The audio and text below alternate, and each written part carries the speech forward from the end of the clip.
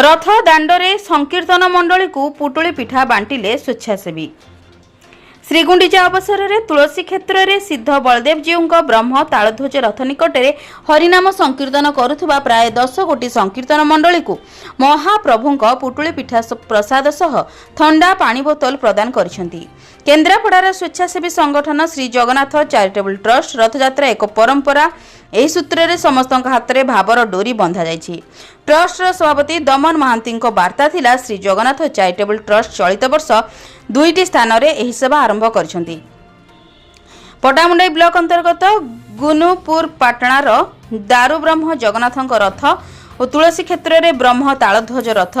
एही कार्यक्रम आसंता समय रे ग्रामांचल रे परिव्याप्त हेबो बोली ट्रस्ट आशा रही। सेवाकारी को सेवा जोगाई बहुत खुशी बोली कर्मकर्ता मत देइछंती। सेवा पर संकीर्तन मंडलीर पुरुष और नारी मानक द्वारा हरिबोल हुलहुली रे स्थान प्रकंपित होइतिला। एही कार्यक्रम रे ट्रस्ट पुरुखा सदस्य शांतनु मल्लिक, अतिरिक्त सभापति संग्राम दास, कालंदी मल्लिक, तपन कुमार नाथ, मनोज कुमार राउत, निगम साहू और रजत कुमार नाथ प्रमुख सहयोग करथिले। केन्द्रापड़ा जिला प्रतिनिधि जसवंत जेना रिपोर्ट, जन अधिकार लाइव।